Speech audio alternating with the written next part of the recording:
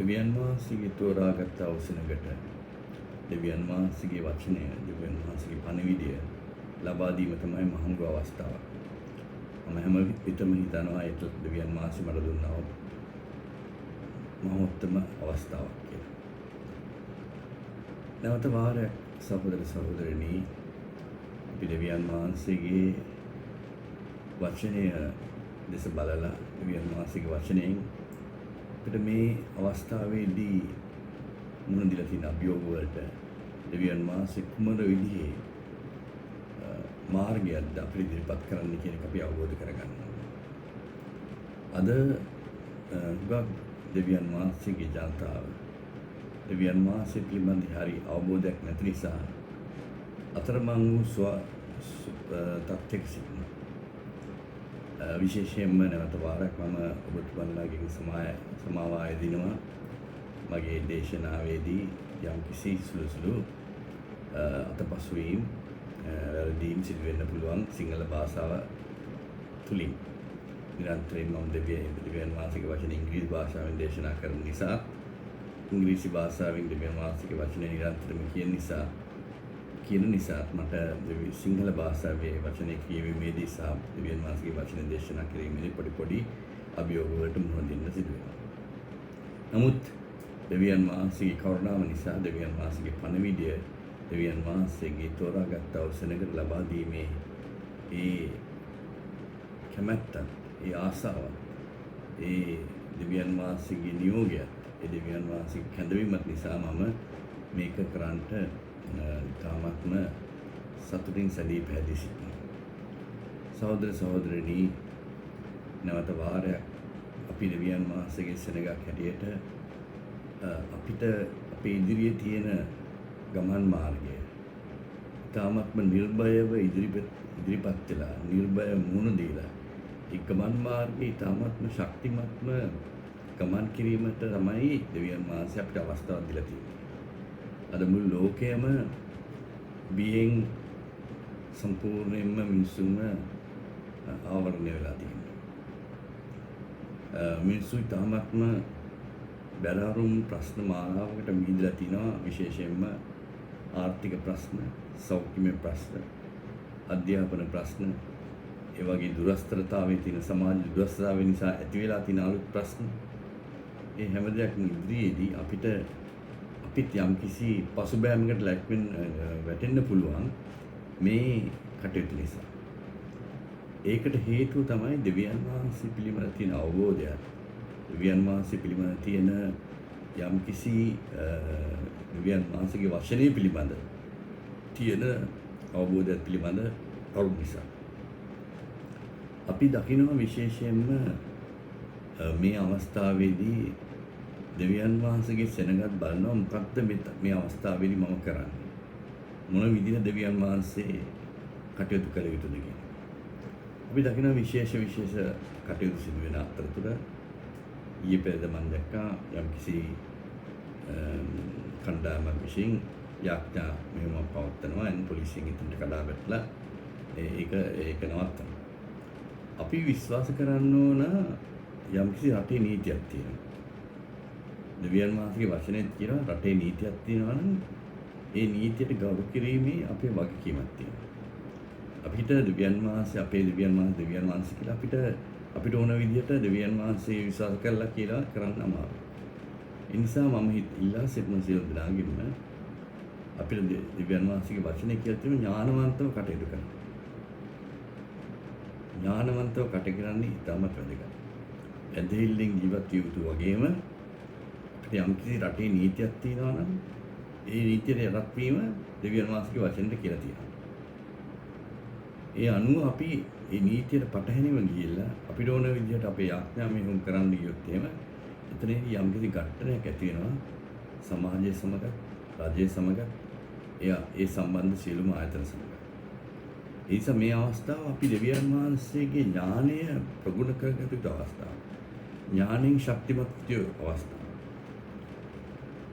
ගිසුමානෙත් මම සාකච්ඡා කරේ විශේෂයෙන්ම කොහොමද අපි මේ දෙවියන් වහන්සේගේ මේ කාලේදී දෙවියන් වහන්සේගේ විශේෂ කැඳවීමක් ලැබු සෙනගක් හැටියට අපි කොහොමද අපේ මේ කැඳවීම සම්පූර්ණ කරගන්නේ? ඊයේ සතියේ මම සාකච්ඡා කළේ විශේෂයෙන්ම අපේ කරුණාවේ බලසම්පන්න බව. කරුණාවේ තියනා වූ ඒ ධන සම්භාරය. දෙවියන් වහන්සේ කරුණාවේ ධන සම්භාරය අපි අත්දැක යුතුයි. පියවරෙන් පියවර දෙවියන් වහන්සේගේ කරුණාවේ ධන සම්භාරය අත්දැකලා තමයි ඊළඟ කටයුත්තට යා යුත්තේ. ඊළඟ කටයුත්ත තමයි දෙවියන් වහන්සේගේ මහිමේ ධන සම්භාරය ලබා ගැනීම. දෙවියන් වහන්සේගේ මහිමේ ධන සම්භාරය ලබා ගැනීමට නම් දෙවියන් වහන්සේගේ කරුණාවේ ධන සම්භාරය අපි අත්දකින්න ඕනේ. අපි ඒට මුහුණ දිය යුතුයි. ඒට සහභාගී විය යුතුයි. ඒ තුළින් අපි ඉදිරියට ආ යුතුයි. ඒ අත්දැකීම ලබා ගත යුතුයි. ඒ අත්දැකීම සම්පූර්ණ කරොත් තමයි අපිට ඊළඟ පියවර වෙන දෙවියන් වහන්සේගේ මහිමේ ධන සම්භාරය අපිට අත්දකින්න පුළුවන්. මම පැහැදිලි කරලා කිව්වා මීට ඉස්සෙල්ලා කතා කරනකොට දෙවියන් වහන්සේ අපේ දෙවියන් වහන්සේ මේ මුළු විශ්වයම පාලනය කරන්නා වූ විශ්වයම මැව්වා වූ තනන් වහන්සේ. නැවත වාරයක් මම කියන මේ විශ්වය කියන්නේ අති විශාල ව්‍යුහගත ස්ථානයක්. අපේ පෘථුවියේ සිට අපිට දකින්න පුළුවන් විශ්වයේ 100%ක් පමණ. අපි ගියොත් එම ස්පේස් ස්ටේෂන් එකට. ඒ ස්පේස් ස්ටේෂන් එකේ ඉඳන් අපි දකින්න පුළුවන් ඉතාමත් ස්වල්ප ප්‍රදේශයක්. නමුත් මේ විශ්වයේ ඉතාමත්ම ප්‍රබලයි විශ්වයි ඒකයි විශ්ව කියන්නේ. විශ්වයි ඒ වගේම එක අති විශාල නිර්මාණයක් දෙවියන් වහන්සේ. ව්‍යුහය.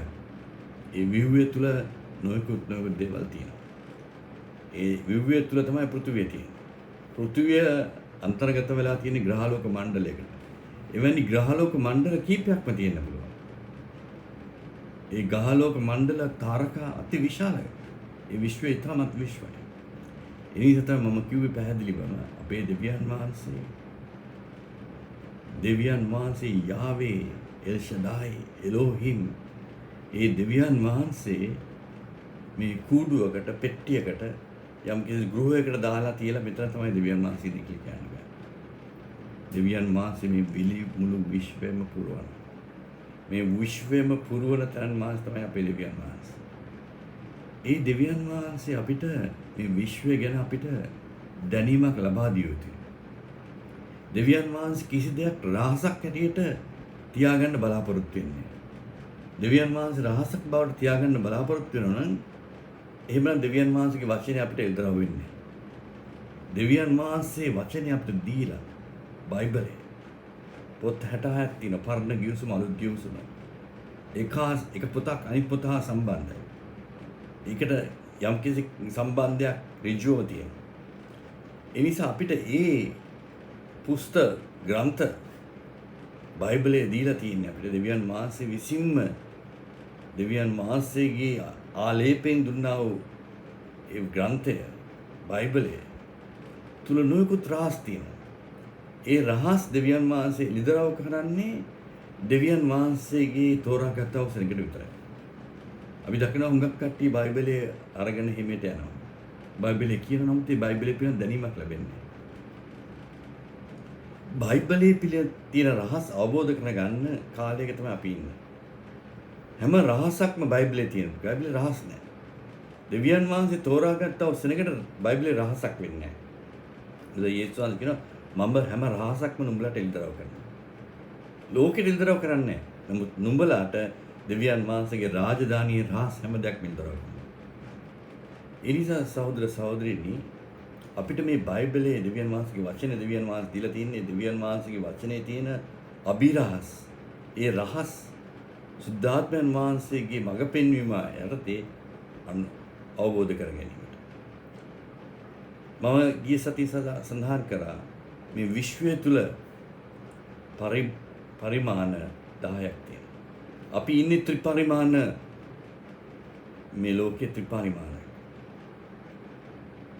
මේ ත්‍රිපරිමාණයට තමයි අපිට ඇහෙන්න පුළුවන්, කනෙන් දකින්න පුළුවන්, කනෙන් ඇහෙන්න පුළුවන්, අපේ ස්වර්ප කරලා ලබා හංගෙන්න පුළුවන්. ඒ නිසා තමයි මේකට ත්‍රිපරිමාණ ලෝකයක් කියන්නේ. නමුත් මුළු විශ්වයේම පරිමාණ 10ක් තියෙනවා.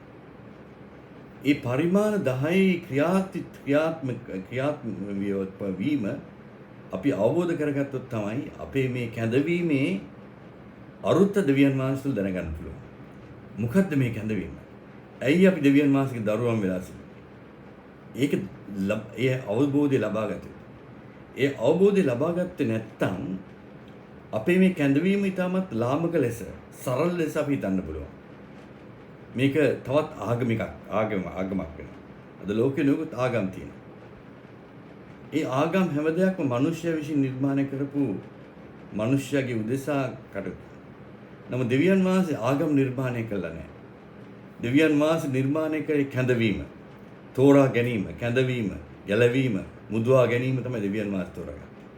දෙවියන් වහන්සේ විසින් තෝරා ගන්න දේවල් තමයි මුදවා ගැනීම, කැඳවීම, ගැලවීම, දෙවියන් වහන්සේගේ ආත්මය ලබා දීම.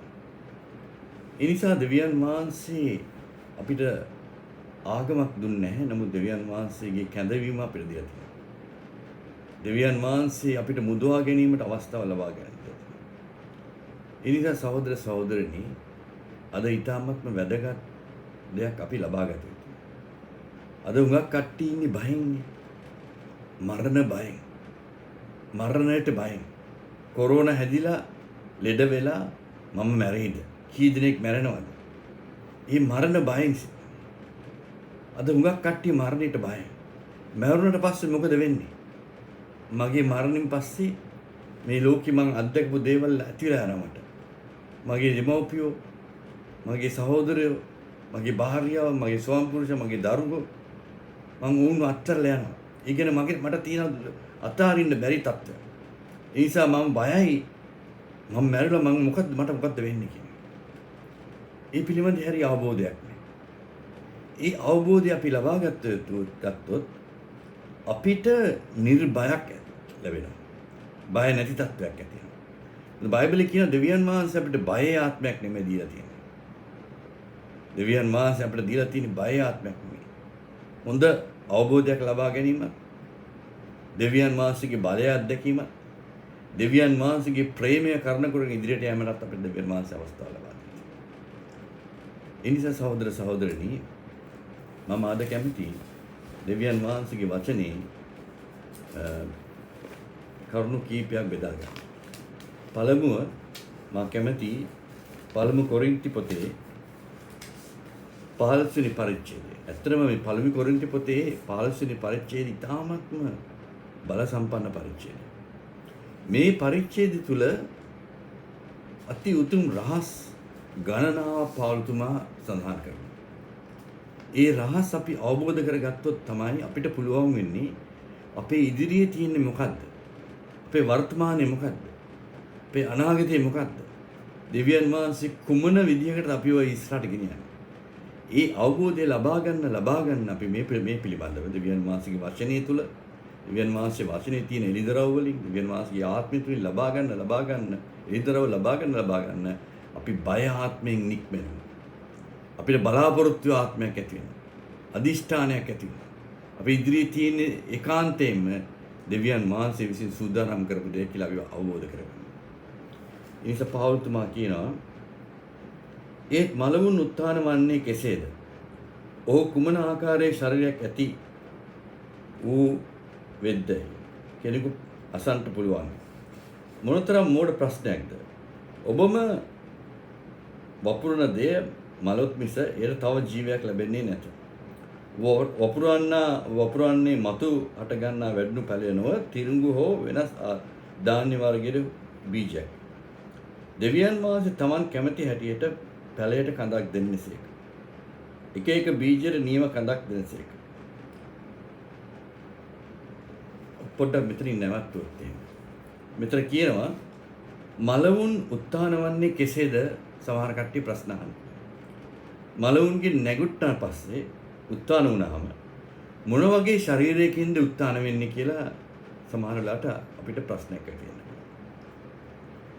මේ පිළිවෙල හුඟක් ප්‍රශ්න අහනවානේ. මෙතන පෞල්තුමාගේ මොකද ප්‍රශ්නයක්ද කියලා කියනවා. මෙතන කියන ඔබ වපුරන දේ මලොත් මිසක් නව ජීවයක් ලැබෙන්නේ නැති. වපුරන්නේ මතුවට ගන්නා පැලය නොව තිරුඟු ඔබ වෙනත් ධාන්‍ය බීජයක්. මම ඒක පොඩ්ඩක් තවදුරටත් පැහැදිලි කරන්න මම යනවා සුදු යොහාන් සුභාරංචියේ 12 වෙනි පරිච්ඡේදයේ යේසුස් වහන්සේ කියන තව වගන්තියක්. ඒකාන්තයෙන්ම 12 වෙනි පරිච්ඡේදය 24. ඒකාන්තයෙන්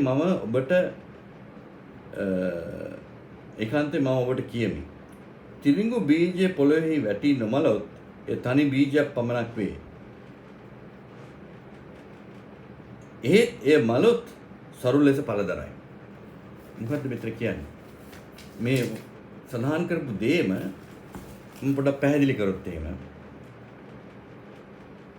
පෞල්තුමා කියනවා අපි ගහක් නෙමෙයි පැල කරන්නේ. අපි බීජයක් පැල කරන්නේ. බීජයක් පැල කරාම ඒ බීජයෙන් ගහක් එනවා. පෞල්තුමා කියන එක එක වර්ගයේ බීජ වලට එක එක වශයෙන් ගස් ස්වරූපයක් තියෙනවා. අඹ ගහේ අඹ ස්වරූපය. කොස් ගහේ කොස් ගස් ස්වරූපය. පොල් ගහේ පොල් ගහේ ස්වරූපය. ඔහුගේ ඉතින් අතු ඒ වගේම කොළ ඒ ගහෙන් ගහට ඒක වෙනස්. ඒතර ගහක් නෙමෙයි අපි පැල කරන්නේ. අපි පැල කරන්නේ මොකද්ද? බීජයක්. සමහර තැන්වල වැදුණු ගස් පැල කරනවා. නමුත් ඒ මූලිකාන්තයෙන්ම බීජය තමයි පොළොවට පතිත වෙන්නේ. පොළොවට යන්නේ බීජය. ඒතර යේසුස් වහන්සේ කියනවා යම්කිසි බීජයක් පොළොවට වැටෙන්නේ නැත්නම් ඒ නිකන් ඔහොම තැනක තියෙනවා. ඔය බෝතලයක් හරි තන මේක තැනක තියෙන පුළුවන්. නමුත් පොළොවට වැටුනහම යම්කිසි දෙයක් සිදු වෙනවා. අපි හැම බීජයකම දකින්නවානේ ඝන කවරයක්. වී ඇටයක් වුණත්, අඹ ඇටයක් වුණත් ඕනම බීජයක ලොකු ඝන කවරයක් තියෙනවා. ඒ කවරයෙන් තමයි බීජේ ස්වරූපය පේන්නේ, ඩෙන්ටිටි එක. ඒ බීජේ මමත් බීජෙත් මම තමයි මේ බීජ අඹ ඇටය. අඹ ඇටය, අඹ ඇටය. ගස් ලැබු ඇටය, කොස් ඇටය. ඒ වගේ හැම බීජයක්ම තියෙනවා. නමුත් මේ බීජ පොළොවට වැටුනහම මොකද වෙන්නේ? අර ඝන කවරය කරන එක එතන තමයි මරණය බාරගත් වෙන්නේ. ඒ ඝන කවරය කැඩුනහම මොකද පොළොවේ තුල යම්කිසි රසායන අන්තර්ගත වෙලා තියෙනවා. පොළොවේ තුල ජීවය තියෙනවා. පොළොවේ තියෙන ලවණ ද්‍රව්‍ය තියෙනවා. පෝෂණ දාර්ථක තියෙන පොළොවේ තුල. රසායන ද්‍රව්‍ය තියෙන පොළොවේ තුල. ඒ වගේම තෙතමනේ තියෙනවා. ඒ පොළොව ශාස්ත්‍රීය පොළොවක්. ඒ ශාස්ත්‍රීය භාවය පොළොවට ලැබෙන්නේ පොළොවේ තියෙන ජීවනය නිසා. ඒ පොළොවට ජීවනය ලැබෙන්නේ පොළොවේ තියෙන රසායනික වර්ග, ලවණවද්ද, පෝෂණය, ඒ වගේම තියන්නා වූ ඒ වතුර ද්‍රවශීලීත්වය, වතුර ඝනත්වය තියෙන පොළොවට. එන්නේ දැන් බීජ පොළොවට වැටුනහම ඒ බීජේ ඒ ඝන කවරය පොළොව විසින් කඩා දානවා. එතනදී තමයි බීජයට මරණය අත්දකින්නේ. ඒ බීජය කැඩුනට පස්සේ බීජයේ තියෙන ඒ ස්වරූපය නැති වෙලා යනවා. යම් කිසි ස්වරූපයක් තියෙනවනේ බීජයට. ඒ ස්වරූපේ නැති වෙලා ගිහිල්ලා පොළොවට දිය වෙලා යනවා. කඩලා බෙල්ල වියනවා. ඊට පස්සේ ඒ බීජය ඇතුලේ තමයි තියෙන ජීවනය. ඩෙන්ටිටි එකක් තියෙනවා. සෝල් එක. අපේ කියන අපේ ආත්මය, අපේ ප්‍රාණය. අපේ ප්‍රාණය තියෙන්නේ ඒ බීජය තුල. ආත්මනේ ප්‍රාණය. ඒතකොට මේ ප්‍රාණය තුල තමයි ජීවය තියෙන්නේ. ඒ ප්‍රාණයත් පොළොවත් එකට එකතු වුණාම පොළොවේ තියෙන ජීවය. පොළොවේ තියෙන යම්කිසි ජීවයක්. සරුදායක පොළොවක් කියන්නේ ජීවය තියෙන නිසා, ලයිෆ් එකක් තියෙනවා. life of the soil. ඒ පොළොවේ තියෙන ජීවය බීජයේ තියෙන ජීවත් එක එකමුතු වෙලා ලොකු විප්ලවයක් සිදු වෙනවා. එතනදී තමයි මේ බීජේ අර පොළොවේ තියෙන හැම දෙයක්ම උරා ගන්නවා බීජයට. ඒ පොළොවේ තියෙන රස පදාර්ථ, ලවණ දායකත්වය, තියෙන වතුර, ඒ වගේම රසායනිකත්වය හැම දෙයක්ම උරාගෙන ලොකු මුලක් නිර්මාණය වෙනවා. ඒ මුලෙන් තව කිඳා බහැලා තව මුළුත් පොඩි මුළුත් ඇති වෙලා තව දරුවටත් ඒ පොළොවේ තියෙන රසභාවය උරා ගන්නවා. ඒ උරාගෙන තමයි ගුරුත්වාකර්ෂණ බලය බිඳ දමලා පොඩි පැලයක් විතර එළියට එන්නේ. ඒක විශ්වගත දෙයක්. රොකට් සයන්ස් එකක් ඒක. මොකද මෙතන හැම දෙයක්ම පොළව. ගුරුත්වාකර්ෂණ ශක්තිය කියන්නේ මේ පළයට වැටෙනවා. උඩින් ඉඳන් පල්ලයට දානවා. මෙතන පළව ආතාවට නැගී සිටින දෙයක් තමයි. ගහක් නැගී සිටින. ඒ නිසා තමයි පවුල්තුමා කියන්නේ හැම ගහකටම එක ස්වරූපයක් තියෙනවා. ගහෙන් ගහට එක වෙනස්. නමුත් ඒ ස්වරූපය ලබා ගන්න ප්‍රථමයෙන් අර බීජයට මැරීමක් අවශ්‍යයි. බීජයේ ඝන කවරේ විනාශ වීමක් අවශ්‍යයි. ඒම වුණාට පස්සේ තමයි අර බීජයේ තියෙන ජීවනය, ප්‍රාණය, ආත්මේ ප්‍රාණය, ඒ ජීවනය පොළොවේ තියෙන ප්‍රාණයත් සමග එකමුත් වෙනවා. පොළොව කියන්නේ දෙවියන් වහන්සේගේ වචනය. දෙවියන් වහන්සේගේ වචනය තියෙන ඒ සෑම දෙයක්ම අපේ ප්‍රාණයට උරාගත්තාම අපේ ප්‍රාණය ශක්තිමත් වෙනවා. සරුදායක වෙනවා. බල සම්පන්න වෙනවා. අපි නිරන්තරයෙන්ම දෙවියන් වහන්සේගේ වචනයේ තියෙන ඒ ඉලිදරව්ව ඒ වචනය හැම විටම අපේ අන්තර්ගත කරගත යුතුයි.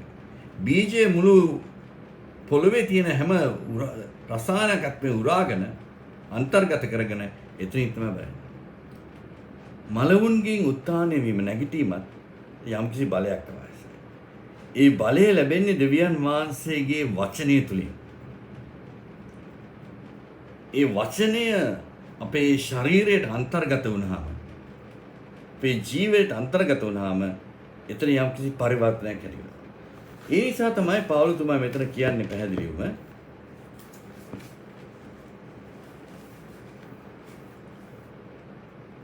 ඒත් මලවුන් උත්ථාන වන්නේ කෙසේද? ඔව් කුමන ආකාරයේ ශරීරයක් එක්කද? කෙනෙකුට අසන්න පුළුවන්. මොනතරම් මෝඩ ප්‍රශ්නයක්ද? ඔබ වපුරන දේ මලොත් මිස ඒට ජීවනයක් ලැබෙන්නේ නැහැ. ඒක තමයි මම පැහැදිලි කරේ. ඔබ වපුරන්නේ මතු අට ගන්නා වැඩුණු ඵලයක් නෙමෙයි වපුරන්නේ. නමුත් තිරිඟු හෝ ඉනත් වාර්ගයේ බීජයක්. දෙවියන් වහන්සේ Taman කැමති හැටියට ඒ පැලයට කඳක් දෙනසේක. එක එක බීජයට එක එක කඳ. දැන් ගස් දෙස බැලුවොත් පේනවා මේ ගස් වලට වෙනස් බීජයකින් ඒ ස්වරූපය ලැබෙනවා. ඒකට මෙතන 39 කියන සියලු සත්වයන්ගේ මාංශය ඒකාකාර නොවේ. මිනිසුන්ගේ මාංශය ඒකාකාරයි. මුර්ගයන්ගේ මාර්ගය තව ආකාරයි. පක්ෂීන්ගේ මාර්ගය තව ආකාරයි. මත්ස්‍යයන්ගේ මාර්ගය තව ආකාරයි. 40 වෙනි වගන්තිය කියනවා ආකාශ වස්තුද භෞමික වස්තුද ඇත. ආකාශ වස්තුගේ සෝබනය නැත්නම් අලංකාරය නැත්නම් මහිමය එකකි. භෞතික වස්තුවේ ශෝභනාව නැත්නම් අලංකාරය මහිමය එකකි. සූර්යාගේ ශෝභනය නැත්නම් සූර්යාගේ මහිමය එක විදිහක. චන්ද්‍රයාගේ ශෝභනය විදිහක. ඒ කියන්නේ මහිමය නැත්නම් අලංකාරය. තාරකාවන්ගේ ස්වභාවය එක තමයි. එකෙන් එක තාරකාව තව එකට වෙනස්. 42 මලවුන්ගෙන් උත්ථානය ඊට සමානය. මලවුන්ගේ වළඳන සිරුර දිරා යන්නකි. උත්ථාන කර ලබන්නේ නොදිරන්නේ. වැළඳ ලබන්නේ අගෞරවන්ත වූකේ. උත්ථාන කර ලබන්නේ තේජාන්විත වූකේ. වළඳන සිරුර ප්‍රබල වූ සිරුර දුබල වූ. උත්ථාන කර ලබන්නේ ප්‍රබල වූකේ. වළඳ ලබන්නේ ස්වභාවික ශරීරයක. උත්ථාන කරන්නේ ආත්මික ශරීරයක. ස්වභාවික ශරීරයක් සේම ආත්මික ශරීරයක් ඇත. එසේම සුද්ධ විල්ලේ ලියවිල්ලේ ලිය ඇති පරිදි එය ස්වභාවික ශරීරයක් මෙන් ආත්මික ශරීරයක් ඇත. මේක මම පැහැදිලි කරනවා. එතනදී කියන්නේ දැන් මලවුන්ගේ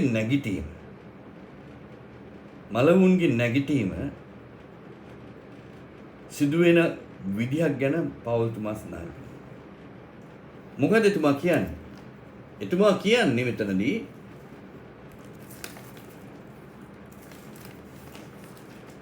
ඉතාමත්ම ලස්සන ලෙස එතුමා සඳහන් කරනවා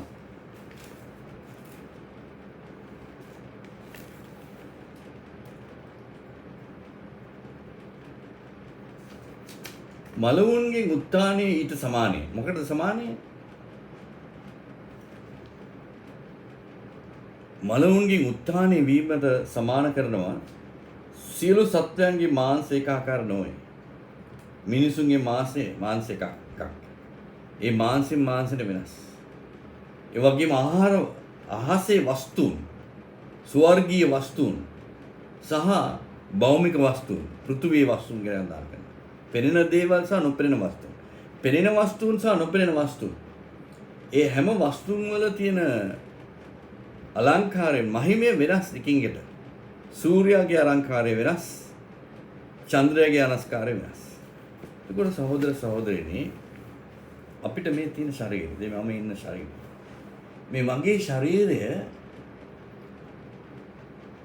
මේ ඉන්න සියලු දෙනා, ලෝකේ ඉන්න සියලු දෙනාගේම ශරීරය මරණයට පත් වෙනවා. මරණයෙන් පස්සේ මොකද්ද වෙන්නේ? ආදම්ගේ පාපේ නිසා උපරිම මිනිහෙක්ට ජීවත් වෙන කාලේ දෙවියන් වහන්සේ නියම කළා තින්නේ අවුරුදු 120යි. මෝසස් තුමා අවුරුදු 120ක් ජීවත් වුණා. හැමෝටම මේ හැකියාව තියෙනවා. අවුරුදු 120ක් ජීවත් වීමේ හැකියාව හැමෝටම දෙවියන් වහන්සේගේ දරුවන්, විශේෂයෙන් දෙවියන් වහන්සේගේ දරුවන්ට හැකියාව තියෙනවා. නමුත් මරණය අත්දකින්නයි කියන්නේ මේ ශරීරය යම් කිසි දෙයකට සිදු වෙලා මේ ශරීරය බැහැර වීම. එතකොට පාවුතුමා මේ කියන කතාන්දරයත්, යේසුස් වහන්සේ තීල කතාන්දරයත් බීජයක් පිළිබඳ කියනවා. මේ බීජය පොළොවට පතිත වීමේදී බීජයට මරණය අත්දකින්න වෙනවා. බීජයේ ස්වරූපය කැඩිලා යනවා. ඒ ඩෙන්ටිටි එක නැති වෙලා යනවා. නමුත් ඊට වඩා වෙනස් ස්වරූපයකින් නැගී සිටිනවා. දුර්වල ස්වරූපයක් නෙවෙයි, ප්‍රබල ස්වරූපයෙන් දකින්න. නැවතත් මම කියුවොත් එහෙම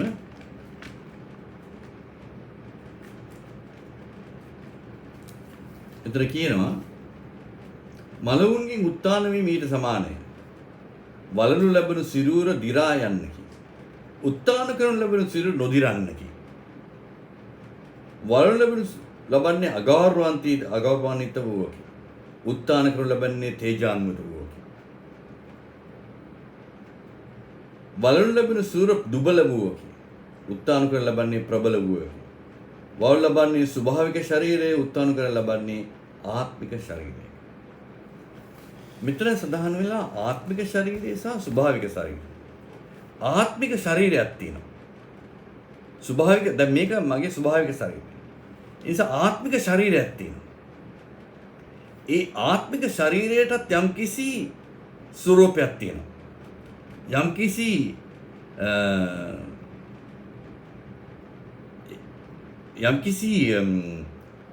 එන්ටිටි එකක් නැත්නම් යම්කිසි ඒ ස්වරූපයක් තියෙනවා. යම්කිසි වෙන ස්වරූපයක් තියෙනවා. ඒක තමයි පාවුල්තුමා සඳහන් කරන්නේ. ඒක තමයි යේසුස් වහන්සේ සඳහන් කරන්නේ. ඒ බීජය පොළොවට නතු වෙලා බීජයේ ඩෙන්ටිටි එක විනාශ වුණාම, මරණය අත්දැක්කාම, බීජයේ තියෙන ප්‍රාණයයි පොළොවේ තියෙන ජීවය එකමුතු වුණාම ප්‍රබල දෙයක් සිදු වෙනවා. ඒ වෙනස් වීම තුළින් අපිට අවශ්‍ය වෙනම හැකියාවක් ලැබෙනවා මලවුන්ගෙන් නැගී සිටින්න. දැන් අපේ කැඳවීමේ බලාපොරොත්තු තමයි මලවුන්ගෙන් නැගී සිටීම. නැත්තම් අපි ජීවත් වෙනවා නම් අපේ මේ ශාරීරික ජීවනය පරිවර්තනය වීම. කරුණු දෙකයි එන්න පුළුවන්. මැරෙන්න පුළුවන්, මැරිලා මලවුන්ගෙන් නැගිටින්න. අනිත් එක තමයි මේ අපි ජීවත් වෙනවා නම් මේ ජීවිතයේ මේ අපේ මේ ස්වරූපය වෙනස් වෙලා මහින්මාවාන්විත ස්වරූපයක් අපි ලබා ගත යුතුයි. මේ දෙක තමයි අපේ බලාපොරොත්තු. එතකොට අපි පෞල්තුමා කියනවා අපිට මලවුන්ගෙන් නැගිටීමක් නැත්තම් එහෙම දෙයක් ගැන දෙවියන් වහන්සේගේ සඳහන් වෙලා නැත්තම් අපි කරන්න දෙයක් නැහැ. අපි එනම් කාලා බීලා හොඳට ජොලි කරලා මොකද හෙට අපි මැරෙනවා. මරණයෙන් පස්සේ අපි දන්නේ අපිට මොකද වෙන්නේ කියලා. නමුත් මෙතුමා මෙතන දෙවියන් වහන්සේගේ වචනේ පැහැදිලි කියනවා අපිට මලවුන්ගෙන් නැගිටීමක් තියෙනවා. ඒ නිසා තමයි දෙවියන් වහන්සේගේ කැඳවීමේ ප්‍රධානම හරය වෙන්නේ මලවුන්ගෙන් නැගිටීම. මම හැමතිස්සෙම හිතන දෙයක් තමයි ඇයි මේ අපෝස්තලවරු පළමු සභාවේ සිටපු දෙවියන් වහන්සේගේ දරුවන් ඊටාත්ම නිර්භයව හිටියා. මරණයට කිසි විටක බය වුණේ නැහැ. පෞල්තුමා කිව්වා මම ජීවත් වෙන්නේ යේසුස් උදෙසායි. මරණය ඊට වඩා මම ජීවත් වුණොත් යේසුස් උදෙසා. මරණය ඊට වඩා මට ජයග්‍රහණය. මරණය ගැන බියක් තිබෙන්නේ. මරණ බියක් තිබෙන්නේ. ඒ මරණ බිය තිබෙන්නේ නැත්තේ වුන්ට යම්කිසි බලාපොරොත්තුවක් තිබුණා මලවුන්ගෙන් නැගිටීමක් ගැන. ඒ නිසා තමයි සහෝදර සහෝදරනි මේ මලවුන්ගෙන් නැගිටීම පිළිබඳ ප්‍රථම සාක්ෂිය අපිට ලබා දුන්නේ යේසුස් වහන්සේ. යේසුස් වහන්සේ මලවුන්ගෙන් නැගිට්ටේ. ඒකට අපි බලමු මෙතනදී මතෙව් සුභාරංචියේ 27 වෙනි පරිච්ඡේදයේ 50 වෙනි වචනේ ඉඳන් 53 දක්වා. යේසුස් වහන්සේ යලිත් මහා හඬක් නගා හුස්ම හෙළුසේක. මහා හඬක් නගා ඔහුගේ අන්තිම හුස්ම හෙළුසේක. දේව මාලිගාවේ තීරයේ ඉහළ පටන් පහළ දක්වා දෙකටම ඉරුණේ. පොළොව කම්පා විය. ගිරිකුල් දෙදරිය. සෝන් ගෙවල් විවෘත විය. දිවංගත සුද්ධවරයෝ උත්ථාන කරනු ලැබූහ. ඔවුන් මරුණ නැගිට්ටා. උන්වහන්සේ පුනර්ජීවයෙන් පසු ඔහු සෝන් ගෙවල් වලින් නික්ම සුද්ධ නුවරට ඇතුළුව බොහෝ දෙනෙකුට පෙනුණාය. මොකද මෙතන කියන්නේ? දැන් යේසුස් වහන්සේ කුරුසේ මැරුණේ යම් කිසි පූජාවක් ඉටු කිරීමට ඔබගේ සහ මගේ ගැලවීම සහ මුදවීම උදෙසා. අපි තුල තියනා මේ පාපේ කුලිය ගෙවීම උදෙසා අපේ ජීවිතය තුල අපේ ශරීරය තුල පාපේ කුලිය තියෙනවා. ඒක අපේ ඒ නිසා තමයි අපේ ලේ නරක වෙලා තියෙන්නේ. ලේවල තියලා තියෙන ඒ දුබලත්වය.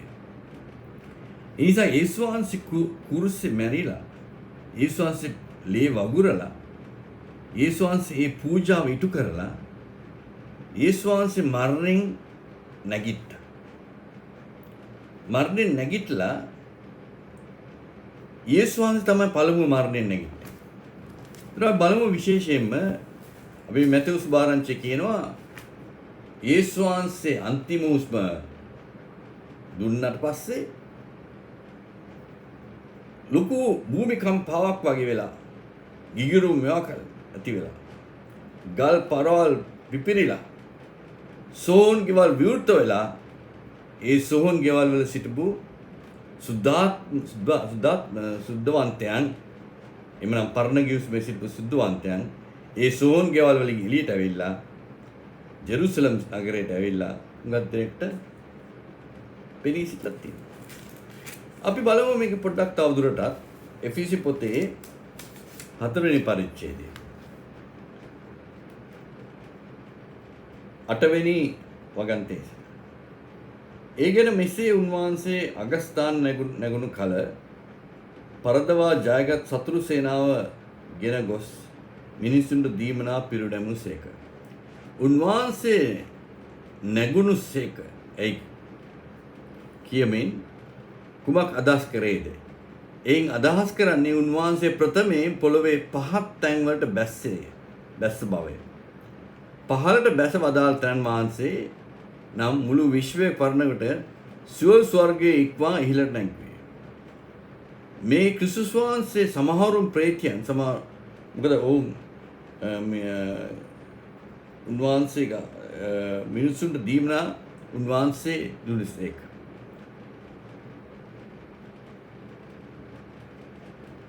මේ දේ සිදු වෙන්නේ පවුල්තුමා කියන්නේ ක්‍රිස්තුස් වහන්සේ මරණයෙන් නැගිටින්න ඉස්සෙල්ලා ඔසවාගල ඉහළට ආසත ස්වර්ගයට අන්තර්ගත වෙන්න ඉස්සෙල්ලා ක්‍රිස්තුස් වහන්සේ යේසුස් වහන්සේ මැරිලා දවස් 3ක් ඒ පොළොව තුල හිටියා. දවස් 3ක් ඔහුගේ ඒ මරණය ඔහුගේ මල මිනිය නැත්නම් ඔහුගේ ශරීරය තබු ස්ථානයේ සිටියා. ඒතර ක්‍රිස්තුස් වහන්සේ මරණය හුස්ම දුන්නාට පස්සේ මොකද වුනේ?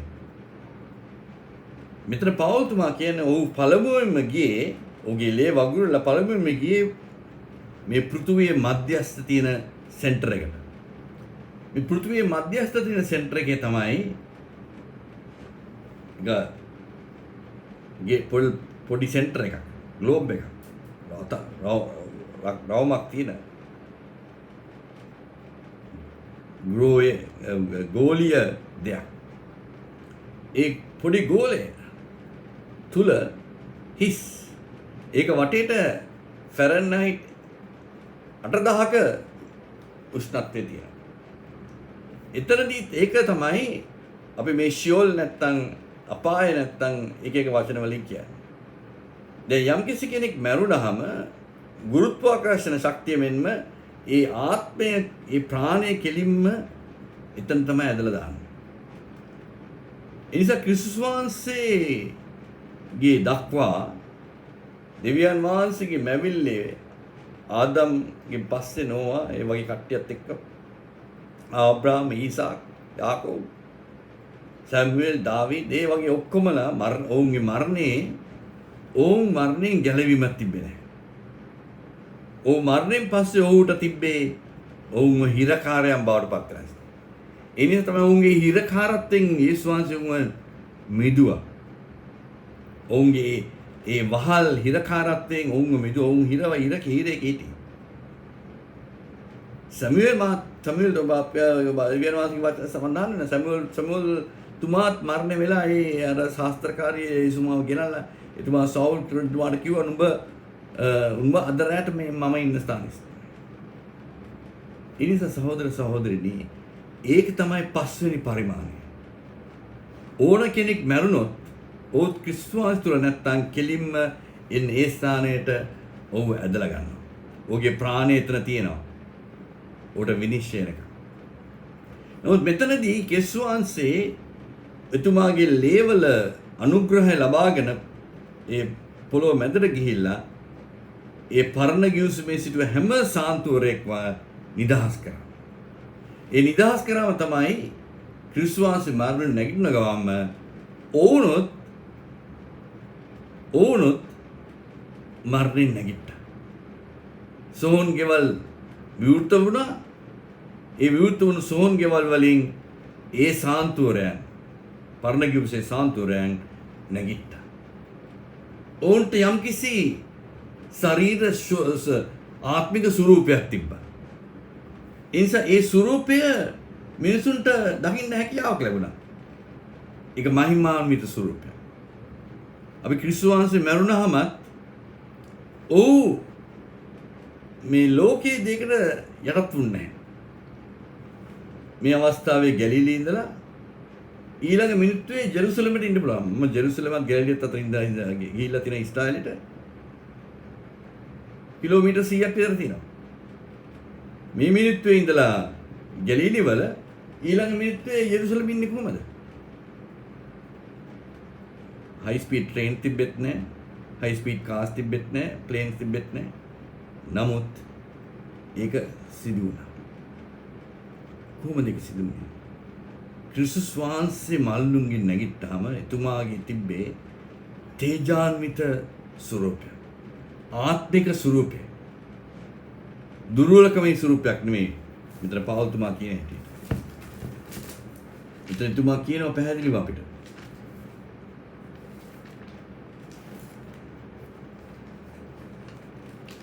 මලවුන්ගෙන් උත්ථාන වීම ඊට සමානයි.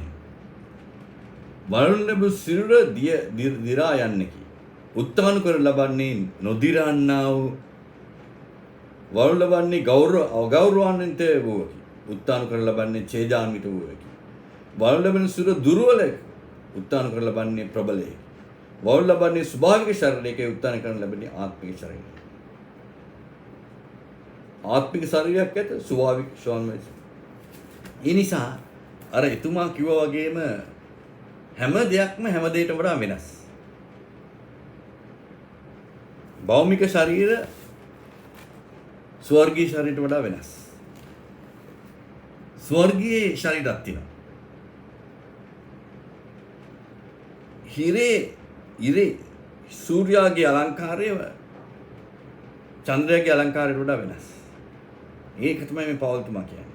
ඒ නිසා අපි මලවුන්ගේ නැගිටීමේදී අපිට ලැබෙනා වූ ඒ ආත්මික ස්වභාවයේ ශරීරය ආත්මික ශරීරයක් තියෙනවා. ආත්මික ස්වභාවයක් තියෙනවා. ඒක මහිමාන්විත ස්වභාවයක්. ඒක බල සම්පන්න ස්වභාවයක්. ඒක ගෞරවාන්විත ස්වභාවයක්. ඒ නිසා එතනදී අපේ ඩෙන්ටිටි එක තියෙනවා. අපේ මම කවුද කියන්නව දේ තියෙනවා. නමුත් මම මහිමාන්විතව නැගී සිටිනවා. ඒ නැගී සිටින ප්‍රබලම දායක වෙන්නේ දෙවියන් වහන්සේගේ වචනය මා තුළ අන්තර්ගත වීම නිසා. යේසුස් වහන්සේ දෙවියන් වහන්සේගේ වචනයෙන් තුලින් තමයි මලවුන්ගෙන් නැගිටින්නේ. ඒ නිසා මෙතනදී අපි අවබෝධ කරගන්න ඕන පැහැදිලිවම අපි නැගී සිටින්නේ අලුත් පරිමාණයකට. මේ ලෝකෙ මම කිව්වා වගේම පරිමාණ 10ක් තියෙනවා. අපි ඉන්නේ ත්‍රිපරිමාණ ලෝකෙක. පස්වෙනි පරිමාණය තමයි පොළොව මැද තියන්නා වූ ෂියෝ. එතන තමයි හැමෝම ඇදලා දාන්නේ. හතරවෙනි පරිමාණය තමයි අපි ඉන්නා වූ මේ පෘථුවියේ මේ ප්‍රදේශයේ මේ ලෝකයේ මේ කාමරයේ මේ වටපිටේ අපිට දකින්න බෑ. නමුත් මේ අපිට නොදකින්න අපේ ඇස් වලින් පේන්නේ නැති අපි කන් වලින් ඇහෙන්නේ නැති මේ ස්ථානවල මිලියන ගාණක් දේව දූතයන් සිටිනවා. මිලියන ගාණක් අශුද්ධ ආත්මයන් හැසිරෙනවා. ඒ නිසා අපිට පේන්නේ නමුත් ඕගි ක්‍රියාත්මක තියෙනවා. ඒ නිසා තමයි අද මුළු ලෝකෙම මේ විශ්වය ගත්තොත් එimhe විශ්වය ඉතාමත්ම අලංකාර ලෙස දෙවියන් වහන්සේ පාලනය කරනවා. මුළු විශ්වයම. ඒ පාලනය කිරීමේදී දෙවියන් වහන්සේට සහයෝගය දක්වන දෙවියන් වහන්සේත් සමග නිරන්තරව සිටින දේව දූතයන් ඉන්නවා. දේව දූතයන් මේ වලාකුළක හේත් වෙලා නිකන් සහනේ හින්දුවක් කියේ වයින්යක් ගහන ඉන්න කට්ටිය නෙමෙයි. උන්ට යම්කිසි ක්‍රියාවලියක් තියෙනවා. උන්ට කියන්නේ මිනිස්ටරින් ස්පිරිට්. එහෙම නැත්නම් සේවයක් තියෙනවා උන්ට. ඔවුන් නිරන්තරයෙන්ම වගකීම් සහිත සේවයක්.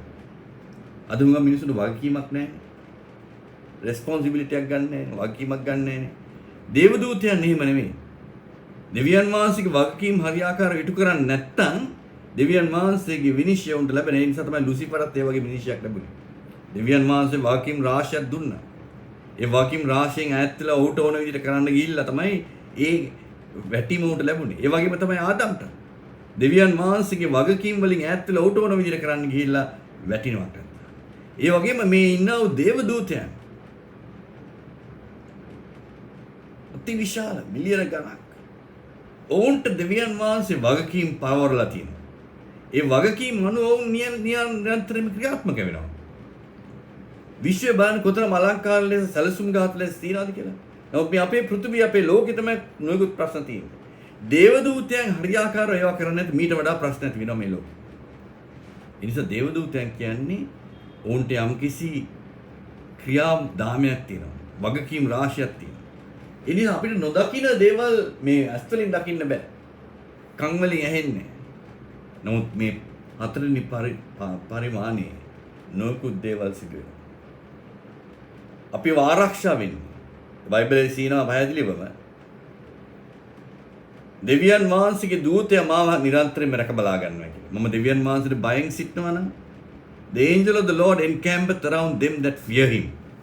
ඒ කියන්නේ දෙවියන් වහන්සේ මා වෙනුවෙන් සැලසුම් කළ තියෙන දෙව දෙවතයා නිරන්තරයෙන්ම මගේ රැකවරණය උදෙසා මගේ පිටුපස්සෙන් සිටිනවා. මට පේන්නේ. මාව බේර ගන්නවා ප්‍රශ්න වලින්. මාව ඇක්සිඩන්ට්ස් වලින් බේර ගන්නවා. අන්තුරු වලින් බේර ගන්නවා. මාට ආරක්ෂාව දෙනවා. ඒක මා දකින්නේ මම දකිනවා අදුරුෂ්‍යමාන හස්තයක් මට නිරන්තරයෙන්ම කටයුතු කරනවා. ඒක සිදු වෙන්නේ මේ 4 වෙනි පරිමාණය. ඒ නිසා සහෝදර සහෝදරනි අපි දෙවියන් වහන්සේගේ වචනය තුල සිටිනවා නම් දෙවියන් වහන්සේගේ ඒ පූජාව කරන කොටගෙන අපි මේ පාපිෂ්ඨ ග්‍රහණේ මේ වහල්භාවයෙන් මිදිලා තියෙනවා නම් අපි දෙවියන් වහන්සේගේ කැඳවීමට නතු වෙලා ඒ කැඳවීම අනුව දෙවියන් වහන්සේට අපිව සම්පූර්ණයෙන්ම යටත් කරලා තියෙනවා නම් දෙවියන් වහන්සේගේ වචනය අපි තුල ක්‍රියාත්මක වෙනවා නම් ඒ වචනය නිරන්තරයෙන්ම ක්‍රියාත්මක විය යුතුයි. දෙවියන් වහන්සේගේ වචනය අපේ ශරීරය තුල මම මුලදී කිව්වා වගේ අපේ ශරීරය තුල ට්‍රිලියන් ගාණක් ඇටම්ස් තියෙනවා. ඇටම්ස් දෙකක් එකතු තමයි මොලිකියුල් එක. මොලිකියුල් එක තමයි සෛලයක් නැත්නම් සෙල් එක. සෙල් එකකින් ටිෂු එකක් ටිෂු එකකින් තමයි අපේ ශරීරයේ තියෙන ඉන්ද්‍රිය සහ ඕගන්ස් 248ක්. ඒ හැම දෙයක්ම ක්‍රියාත්මක වෙන්නේ ඒ ඇටම්ස් තුලින්. ඒ නිසා අපේ මුළු ශරීරයම දෙවියන් වහන්සේගේ වචනේ යටත් විය යුතු අන්තර්ගත යුතුයි ග්‍රහණයට ලක් වෙ යුතුයි. ඒ නිසා තමයි යේසුස් වහන්සේ පවුල්තුමා කියන්නේ offer your body as a living sacrifice. නුඹගේ ශරීරයේ ජීවමාන පූජාවක් හැටියට ඔප්පු කරපන්. නුඹගේ ශරීරය. කොහොමද මේ ශරීරයේ ජීවමාන පූජාවක් හැටියට ඔප්පු කරන්නේ? දෙවියන් වහන්සේගේ වචනයට මගේ ශරීරය, මගේ ඉන්ද්‍රියන්, මගේ මුළු ස්වરૂපය, මගේ ස්වභාවය, මුළු ශරීරයම නතු කරවන්න. යටත් කරාම මම සම්පූර්ණයෙන්ම දෙවියන් වහන්සේගේ ජීවන පූජාවක් බවට පත් වෙනවා. හැම ඉන්ද්‍රියක් මගේ ඇස්, කන්, නාස, අත්, සිත, ගත හැම දෙයක් මගේ හැම ඉන්ද්‍රියක්ම දෙවියන් වහන්සේගේ වචනේ ග්‍රහණයට ලක් කර යුතුයි. දෙවියන් වහන්සේගේ මඟ පෙනීමට ලක් කර යුතුයි. එහෙම වුණොත් මගේ ශරීරය දෙවියන් වහන්සේගේ වාසස්ථානයක් වෙනව පවණක් නෙවෙයි දෙවියන් වහන්සේට ඔප්පු කරන්නා වූ ප්‍රබල පූජාවක් වෙනවා මගේ ශරීරය. ඒ පූජාව වෙන්නේ දෙවියන් වහන්සේගේ වචනේ මාව අන්තර්ගත වුණා. ඒ අනුව දෙවියන් වහන්සේගේ වචනයට අනුවම ක්‍රියාත්මක වෙනවා. එහෙම වෙනකොට තමයි සහෝදර සහෝදරනි අර මරණ බිය කියන එක අපෙන් ඇති වෙලා. මරණ බිය ඇතිලා යනවා. යේසුස් වහන්සේ කිව්වේ අපි ජීවත් වෙන්නේ රොටි පමණින් නෙවෙයි. දෙවියන් වහන්සේගේ වචනේ හැම වචනයක්ම අනුභව කිරීම. ඒ නිසා අපි මරුණාම දෙවියන් වහන්සේගේ වචනය තමයි සදාකාලික. මේ ශරීරය පොළොවට පත් වෙලා පස්සෙලා යනවා. ශරීරය පොළොවට පස්සෙලා පස්සෙලා. නමුත් අපේ ප්‍රාණය තුල දෙවියන් වහන්සේගේ වචනය අන්තර්ගත වෙලා තියෙනවා නම් දෙවියන් වහන්සේගේ වචනය සම්පූර්ණ වෙලා තියෙන අපේ ප්‍රාණය තුල ප්‍රාණය පොළොවට පතිත වුණාම අර බීජය පොළොවට වැටුනාම බීජයේ තියෙන ප්‍රාණය පොළොවේ තියෙන ප්‍රාණයත් එකමුත් වෙනවා වගේම අපේ ප්‍රාණය දෙවියන් වහන්සේගේ වචනේ අන්තර්ගත වෙලා තියෙන නිසා දෙවියන් වහන්සේගේ ආත්මය සමග සම්බන්ධ වෙලා නැවත නැගිටීමේ හැකියාව ලබා ගන්නවා. අර යේසුස් වහන්සේ නැවත නැගුණේ. එන්නේ නැවත නැගිටීම සුලින් අපිට මේ අපේ ශරීරයට තිබ්බා වූ සීමා බන්ධන වලින් අපි එළියට යනවා. දැන් මට මේ කාමරෙන් දොරවල් වහල් තියෙන නිසා මට මොන විදිහට එළියට යන්න බෑනේ. නමුත් මගේ සිතෙන් මට එළියට යන්න පුළුවන් මේ පාරට ගිහලා මගේ සිත යන්න පුළුවන්. මෙතනදී දෙවියන් වහන්සේගේ ප්‍රාණය මට දීලා තියෙන ප්‍රාණය ආත්මය කරනකොට වචනය කටගන්න ක්‍රිස්තුස් වහන්සේ එකයි. ගැලිලියේ හිටියා මෙහෙම එක අවස්ථාවක ඒ අවස්ථාවෙන් පව වෙනවා ජෙරුසලමේ හිටියා. මහිමාන්විත වූ ශරීරය.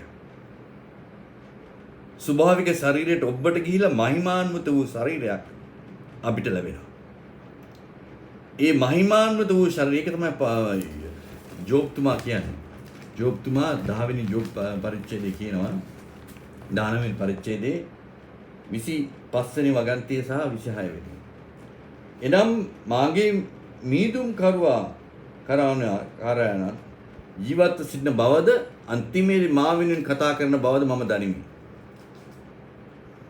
කුෂ්ඨයක් මාගේ හැමට කඩා වැදී මාගේ මාංශ දි รา ගිය පසු මාගේ දෙනතින් දෙවුරින් දකින්න. පවුල් ජොබ්ස් මාත්‍ර මම මේ ශරීර කූඩුව විනාශ වෙලා ගියාට පස්සේ මේ ශරීරය විනාශ වෙලා. නමුත් මාගේ දෙනතින් මගේ ඩෙන්ටිටි එකෙන් මගේ ප්‍රාණයෙන් මම දෙවියන් වහන්සේ දකින්න අත්දකින්න. ඒක තමයි එතුමාගේ බලාපොරොත්තු. උදුවා ගැනීම. සහෝදර සහෝදරිනි අපේ කැඳවීම මේ ලෝකේ ජීවත් වෙලා එක පොඩි ආශිර්වාද ලබාගෙන පවුලක් නඩත්තු කරලා අපේ ළමයින් ඉස්කෝල වලට ඇරලා ඔවුන් අධ්‍යාපන දීලා ඔවුන්ට විවාහයන් කරලා දීලා ඒ ආශිර්වාද වලින් ජීවත් වීම සීමා වෙනවා නම් අපි තාමත්ම ලාමක ආගමික පුද්ගලයෙක් වඩපත් වෙනවා. හුඟක් සෙනග සභාවකට යන්නේ නැත්නම් ආගමකට යන්නේ බයිබලයේ කියවන්නේ යාඥා කරන්නේ ඔවුන්ගේ මේ එදිනෙදා ප්‍රශ්න විසඳා ගන්න. ශාරීරික ප්‍රශ්න, ලෞකික ප්‍රශ්න. නමුත් දෙවියන් වහන්සේ අපගේ කැඳවීම තියෙන්නේ ඊට වඩා උසස් දෙයකට. මේ ලෝකෙට ඔබට ගිහිල්ලා මං කිව්වා වගේ මේ විශ්වය ඊ타ත්ම ප්‍රබල දෙයක්. පරිමාණ 10ක් තියෙනවා. මේ ත්‍රිපරිමාණ ලෝකෙන් ඔබට ගිහිල්ලා ඊළඟට තියෙන පරිමාණ වලට නික්ම ගිහිල්ලා ඒවා තුල ජීවත් වීමට අපි හැපියක්. එහෙනම් අපි දන්නවා ක්‍රිස්තුස් වහන්සේ මරණයෙන් නැගිට්ටා. ඒ වගේම පරණ ගිවිසුමේ සුද්ධවන්තයන් නැගිට ඔවුන් කොහෙද ඉන්නේ? ඔවුන්ට මහිමාන්විත ස්වරූපයක් නැත්නම් ශරීරයක් තියෙනවා. ඔවුන්ට ක්‍රියාවලියක් තියෙනවා. ඔවුන් නිකන් බලාකුලක හේතු වෙලා සින්දුවක් කියමින් ඉන්න කටයුතු. ඔවුන්ට වගකීම් රාශියක් තියෙනවා. ඔවුන්ට සේවයක් තියෙනවා. ඔවුන්ට යම් කිසි දෙයක් ලබා ගත යුතු දෙවියන් වහන්සේගෙන්. ඒ නිසා පරණ ගිවිසුමේ උත්ථානය වුණ යේසුස් වහන්සේ විසින් නිදහස් කරගත්තා වූ හැම සාන්තුවරයෙක්ටම යම් කිසි ප්‍රබල වගකීමක් තියෙනවා. ඒ වගකීම් ඉෂ්ට කරන තාණයක් තමයි මේ පරිමාණ. ඒ පරිමාණ 10 තුලම යම් කිසි දේවල් සිදු වෙනවා. එදා එලයිෂා වනාගමතුමා මුළු සිරියානු හමුදාවම ඔහුගේ ගේනිම වට කරාම ඔහුගේ සේවිකයා බය වෙලා ඇවිල්ලා කිව්වා අපි ඉවරයි. මොකද වෙන ඕ කිව්වා අපිත් සමග සිටින කට්ටිය අපිත් සමග නොසිටින පිටින් ඉන්න කට්ටියට වඩා වැඩි. මොහුගේ ඇස් විවර කරනවා ඇස් විවර කරාම සිරියානු හමුදාව ඉන්නවා. හමුදාව පිටිපස්සෙන් දෙවියන් වහන්සේගේ සුර දූතයන් විශ්ව හමුදාව අශ්වාරෝහකයන්.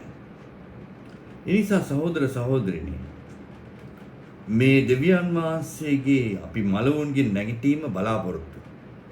ඒ බලාපොරොත්තුවට අදිෂ්ඨානයක් තියෙනවා. ඒක තමයි hope එක. divine hope, a glorious hope, මහිමාන්විත ආකාරය. ඒ නිසා තමයි අපිට කිසි බයවීමක් අවශ්‍ය, මරණයට බයවීමක් අවශ්‍ය වෙන්නේ නැහැ. ඇත්තටම මරණ බියක් අවශ්‍ය වෙන්නේ අපි දන්නවා මේ අපි ක්‍රිස්තුස් වහන්සේ තුල සිටනවා නම් යේසුස් වහන්සේගේ ලේ කරනකොට අපිට මුදීමක් තියෙනවා නම් මම දෙවියන් වහන්සේගේ වචනය තුල ජීවත් වෙනවා නම් මට ප්‍රබල විශ්වාසයක් තියෙනවා මම නැවත වාරයක් මලවුන්ගෙන් නැගිටිනවා කියලා. මට අදිෂ්ඨානයක් තියෙනවා. ඒ නිසා මම බය වෙන්නේ නැහැ. පවුල්තුමා බය වුණේ නැහැ.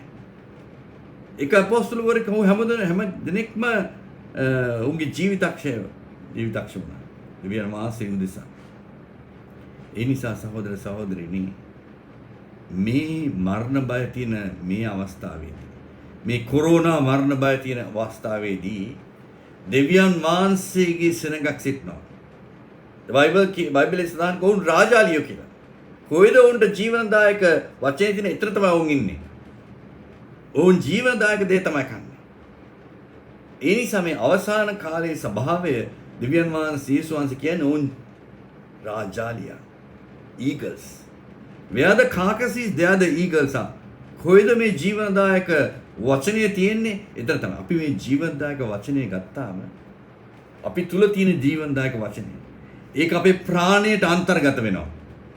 ඒතර අපි මේ ශාරීරිකව මේ ශරීරය විනාශ වුණත් අපේ ප්‍රාණය දෙවියන් වහන්සේගේ ජීවනදායක වචනය සමග එකමුතු වෙලා නිසා අපිට පුළුවන් අපේ මරණයෙන් නැගිටීමක් සිදු වෙන්න. ඒ මරණයෙන් නැගිටීම තුලින් සහෝදර සහෝදරනි අපිට මහිමාන්විත ශරීරයක්, මහිමාන්විත ස්වභාවයක් අපිට ඇති වෙනවා. ඒ තුලින් අපිට පුළුවන් වෙනවා මේ ත්‍රිපරිමාණ ලෝකයෙන් ඔබට ගිහිල්ලා දෙවියන් වහන්සේ විසින් අපිට සෝදානම් කරලා තියෙන පරිමාණවල කටයුතු කළා ඒ දේ අත්දකලා අපිට මේ මහිමාන්විත ගෞරවාන්විත ශක්තිමත් වූ ප්‍රකාශ වෙන්න දෙවියන් වහන්සේ අපි වෙනුවෙන් සූදානම් කළා යාඥා කරනවා. යාදරින් පියන් වහන්සේ මේ වදුන්නා මේ වචනේ බෝවන්සේගේ වචනේ. මගේ වචනයක් නෙමෙයි. මේ වචනය ඒ ආකාරයෙන්ම මේ සෙනඟට ලබා ගැනීමට බෝවන්සේගේ ආත්මය අවශ්‍යයි. නිසා මේ ආත්මය මේ විදියට උන්ට ලබා ගැනීමට ශක්තිය දීලා ඒ ආත්මය තුලින් මේ මරණ බයෙන් පිට ගිහිල්ලා නැවත නැගිටීමේ බලාපොරොත්තුවෙන් ශක්තිමත්ව ඒ මහිමාන්විත හැඟීමෙන් දෙවියන් වහන්සේගේ වචන ජීවමාන වචනය අන්තර් කරගෙන අභියෝග ජයගෙන ඉදිරියට යන්න අපිට ශක්තිය නැවත වාරයක් දුන්න මැනවි. යේසුස් වහන්සේගේ නාමයෙන් පිළිලාස.